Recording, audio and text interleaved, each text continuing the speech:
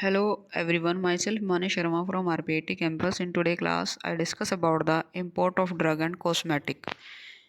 Bring into a country from abroad or for the sale, drugs, cosmetics may be imported to India under the authority of a license exceeding those who import or prohibited, and some drugs cosmetic can be imported without any permit providing they are of the standard quality statement. They comply with the provisions relating to import has been given to the custom collected by manufacturer.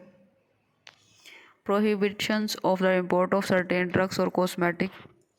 No persons can import any drug and cosmetic which is not of the standard quality. Second,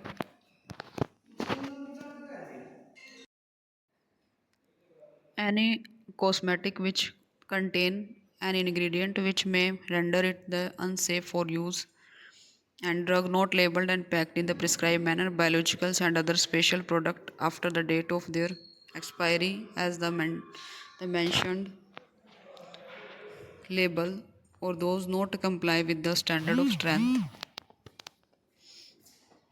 Biologicals and the special drugs product after the date of the expiry as mentioned in the labels, or those not comply with the standards